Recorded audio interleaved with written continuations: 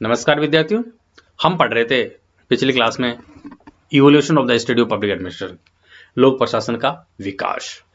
तो उसमें मैंने आपको बताया था कि पब्लिक एडमिनिस्ट्रेशन एक विषय के रूप में 1887 से शुरू होता है वुड्रो विल्सन के आर्टिकल से, और इसके विकास के 5 चरण हैं। उनमें से जो पहला चरण है, जिसको हम लोक प्रशासन के जन्म और राजनीतिक प्रशासन द्वितीय भाव के रूप में जानते हैं, वो हम पहले पढ़ चुके हैं।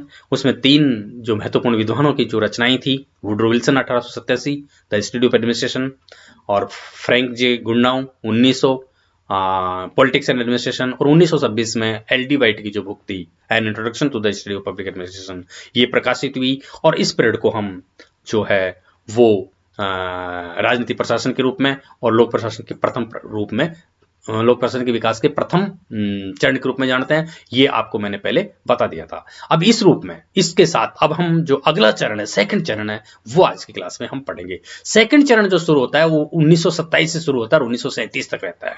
ये सेकंड चरण की प्रमुख बातें हैं। देखो, अध्ययन के रूप में लोक प्रशासन का विकास का जो दूसरा चरण है, सेकंड चरण, द्वितीय चरण, वो 1927 से 1937 के बीच रहता है। और इस चरण की प्रमुख विशेषता है सिद्धांतों का स्वर्ण काल, अर्थात प्रशासन के सिद्धांतों पर बल दिया गया। इस चरण में जैसे प्रथम चरण की क्या विशेषता थी कि लोक प्रशासन का जन्म और राजनीति और प्रशासन के बीच विभाजन, ये प्रथम चरण की विशेषता थी। ठीक है। दूसरे चरण की जो विशेषता है वो ये है कि इसमें सिद्धांतों का स्वर्ण काल कहलाता है। दूसरा चरण है वो पब्लिक एडमिनिस्ट्रेशन में जो भी प्रिंसिपल्स है, सिद्धांत का मतलब है जो नियम है, जो सिद्धांत है, जो थ्योरीज बन गई, उनका स्वर्ण काल, गोल्डन पीरियड है ये 1927 से 1937 के बीच। आपको ये समझना है कि इस पीरियड में विद्वानों ने जो भी पुस्तकें लिखी, विभिन्न विद्वानों ने विभिन्न पुस्तकें लिखी, उन पुस्तकों में विभिन्न सिद्धांतों का वर्णन किया गया, विभिन्न थ्योरीज बनाई गई। उन थ्योरीज के आधार पर यह कहा गया कि इन सिद्धांतों का पालन करने से प्रशासनिक प्रक्रियाएं सरल होती है या प्रशासन का संचालन करना सरल होता है। अतः लोक प्रशासन भी विज्ञान है, अतः लोक प्रशासन भी अन्य सामाजिक विज्ञानों की भांति लोक प्रशासन में सिद्धांत है। और इस चरण ने लोक प्रशासन की विषय वस्तु के निर्माण में बहुत योगदान दिया। तो ये जो चरण है, इसमें विभिन्न विद्वानों की जो पुस्तकें हैं, आपकी स्लाइड में ये है, और ये मेरे वीडियो के कारण, पिक के कारण आपको कुछ बुक्स नहीं दिख रही होगी, मैं इसको हटा लेता हूं। देखो, ये प्रमुख है वो है सेकंड स्टेज 1927 से 1937। पहला स्टेज था 1887 से 1926। सेकंड स्टेज का जो विशेषता मैंने आपको फिर बताया, सिद्धांतों का स्वर्ण काल, अर्थात प्रशासन के सिद्धांतों पर बल। तो मैं ये कहना, आपको यहाँ पर ये कहना चाहता हूं कि जो दूसरा चरण है लोक प्रशासन के विकास का, वो दूसरा चरण एक पृथक वैज्ञानिक विषय के रूप में स्थापित करने के लिए, देखो कोई भी सब्जेक्ट है, सेपरेट साइंटिफिक सब्जेक्ट है, ये सिद्ध करने के लिए, ये स्थापित करने के लिए कुछ मान्य सिद्धांतों की आवश्यकता होती है। तो द्वितीय चरण का करीब 10 वर्षों का जो ये पीरियड है, इसमें लोक प्रशासन को वह सब प्राप्त हुआ। मतलब लोक प्रशासन को एक विषय के रूप में स्थापित करने के लिए जो भी चीजों की आवश्यकता थी, वो सब इस सेकंड चरण में मिले। लोक प्रशासन के स्वर्ण युग के नाम से भी यह चरण फेमस है। और इस चरण की जो पहली पुस्तक हम के रूप में ले सकते हो, 1927 में W.F. विलोबी की पुस्तक थी। उस पुस्तक का नाम था principles of public administration. Slide में आपको दिख रही है 1927, पीरियड 1927 था। विद्वान, इसके रचयिता थे इस पुस्तक के, वो थे W.F. विलोबी। आपकी बुक में सब मिलेगा, या बुक में सब में नाम लिखा होता है, आप कोई सी बुक पढ़ेंगे सब में मिलेगा ही। तो W.F. विलोबी ने जो पुस्तक लिखी, उस पुस्तक का जो टाइटल था वो था प्रिंसिपल्स ऑफ पब्लिक एडमिनिस्ट्रेशन, अर्थात इसको हिंदी में हम बोलेंगे लोक प्रशासन के सिद्धांत। तो ये 1927 में प्रकाशित हुई।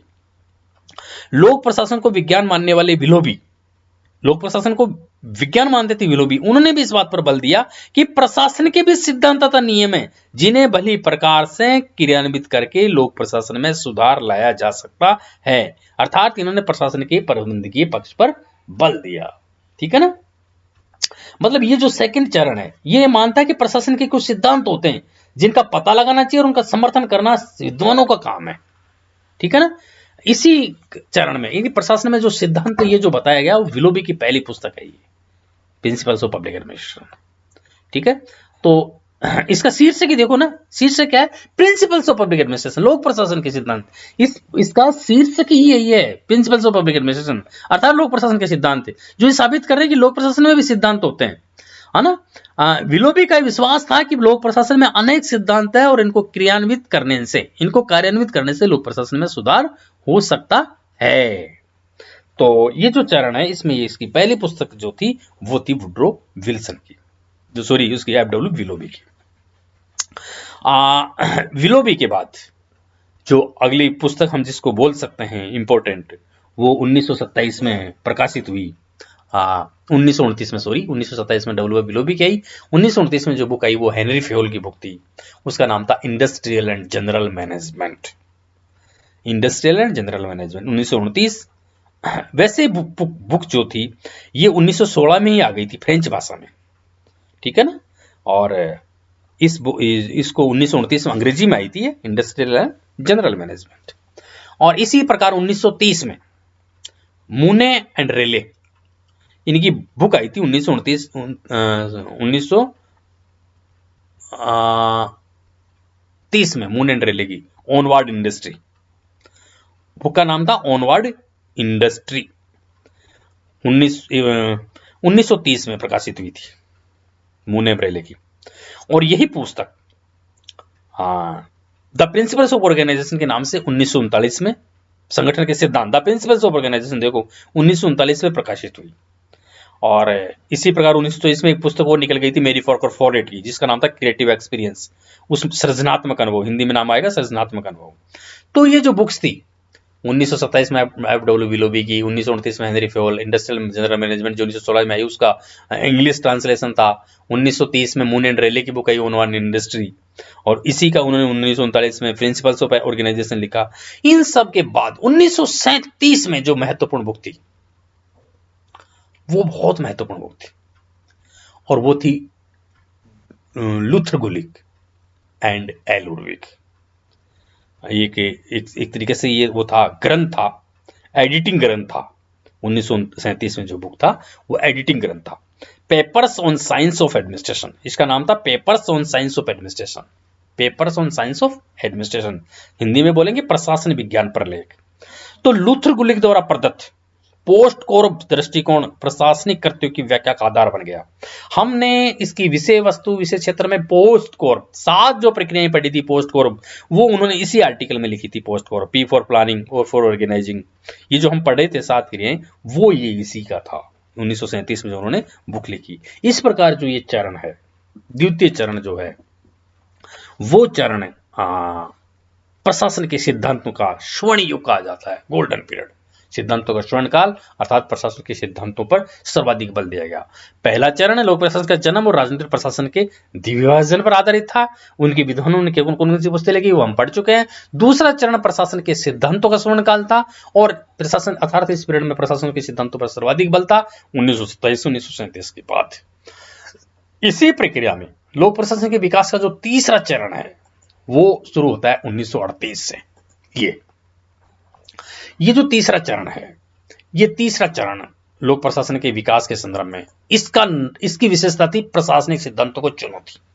जो जिन सिद्धांतों की हम बात कर रहे हैं 1927 से 1937 के बीच गोल्डन पीरियड बता रहे हैं प्रशासनिक सिद्धांतों का, उन सिद्धांतों को चुनौती मिली 1938 से 1947। सॉरी मेरी ये टाइपिकल मिस्टेक है, 138 लिखा हुआ तृतीय चरण, देखिए सॉरी मैं इसको सॉरी बोलूंगा, ये तृतीय चरण 1938 से 1947 है। ये आपकी स्लाइड में जो दिख रहा है। और इस पीरियड में जो सेकंड पीरियड में जिनको हम सिद्धांतों का स्वर्ण काल कह रहे थे, उन प्रशासनिक सिद्धांतों को चुनौती मिली, उनको चैलेंज किया गया, और ये कहा गया कि प्रशासन के में कोई सिद्धांत नाम की चीज नहीं है।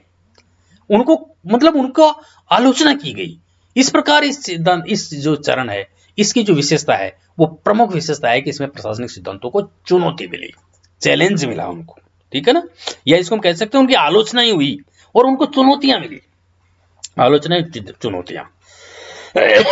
तो तीसरा दौर है लोक प्रशासन के विकास का, जो विकास के चरण में हम बोलेंगे, वो दूसरे चरण में जो प्रतिपादित सिद्धांत थे यांत्रिक दृष्टिकोण के, मतलब जो भी सिद्धांत बने उनके विरुद्ध एक रिएक्शन के रूप में तीसरे चरण प्रारंभ होता है। उनके रिएक्शन के रूप में ये मानना पड़ेगा आपको।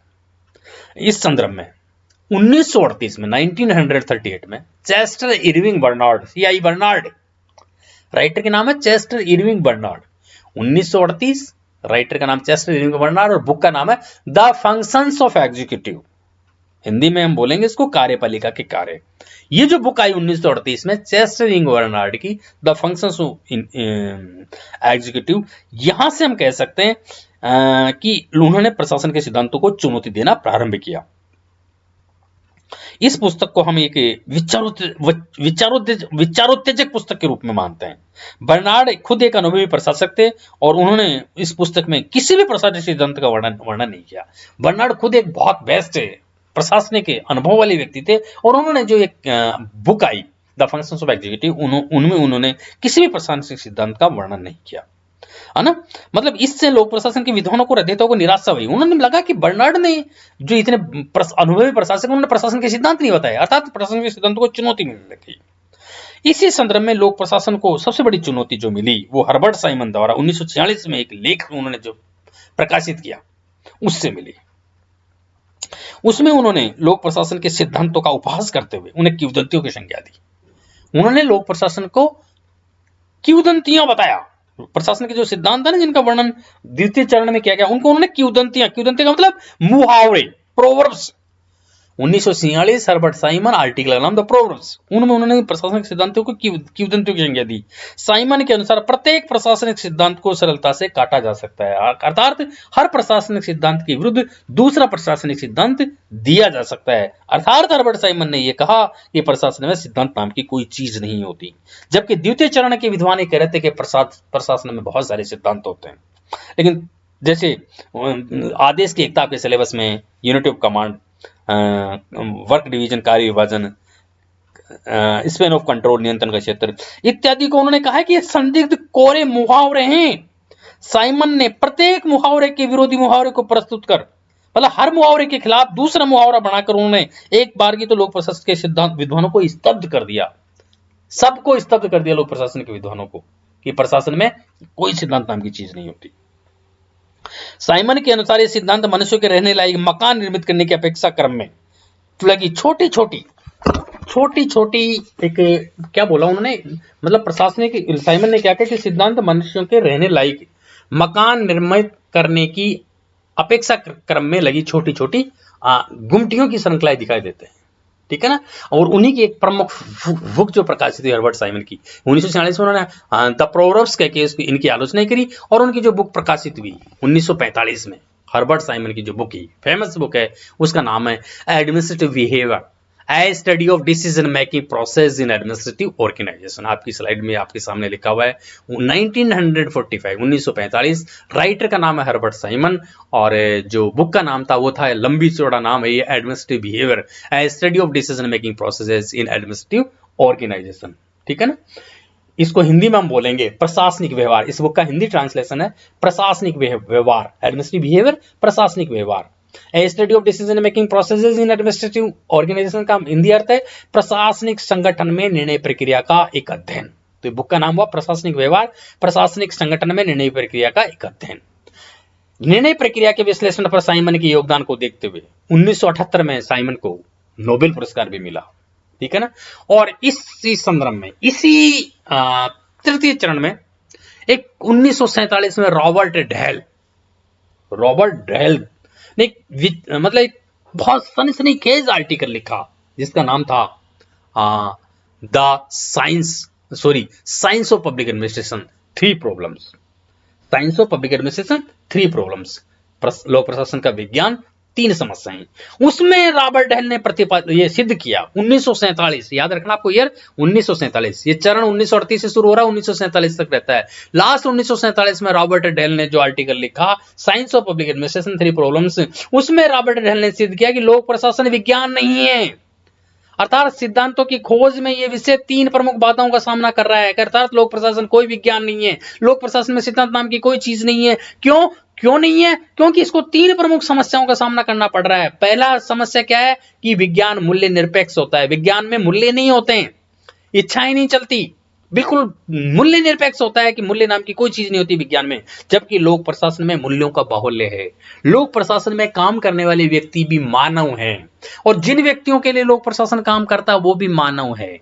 तो इनमें मूल्य होते हैं, वैल्यूज होते हैं, जबकि विज्ञान में मूल्य नहीं होते। आग सबको बराबर जलाएगी लेकिन लोक प्रशासन में काम करने वाला एक व्यक्ति का व्यवहार और दूसरे व्यक्ति का व्यवहार भिन्न भिन्न हो सकता है, उनकी मान्यताएं अलग अलग हो सकती है, ठीक है ना। इस प्रकार लोक प्रशासन विज्ञान नहीं है, उन्होंने कहा। दूसरी समस्या उसने बताई कि मानव व्यवहार की जटिलता तथा विभिन्नताएं बाधक बनती है। हर मानव की विभिन्न व्यवहार भिन्न होता है, उनकी जटिलताएं भिन्न होती है, तो ये प्रमुख बाधा बनती है लोक प्रशासन को विज्ञान बनाने में। और तीसरी बात जो उन्होंने बताई वो बताई कि सामाजिक ढांचा तथा परिवेश, सोशल स्ट्रक्चर और परिवेश जिसमें लोक प्रशासन कार्य करता है, जिस सोशल स्ट्रक्चर में लोक प्रशासन कार्य करता है वो स्वयं में एक अपने अलग बाधा है। एक जिले और दूसरे जिले का सोशल स्ट्रक्चर अलग हो सकता है, एक कंट्री और दूसरे कंट्री का सोशल स्ट्रक्चर अलग हो सकता है, सामाजिक मान्यताएं अलग हो सकती है। अतः लोक प्रशासन को विज्ञान नहीं बनाया जा सकता, अतः लोक प्रशासन को विज्ञान की श्रेणी में नहीं रख सकते। अतः कोई ऐसे सर्वमान्य वैज्ञानिक सिद्धांत नहीं बनाए जा सकते जो ये कहा जाए कि सब जगह लागू होंगे।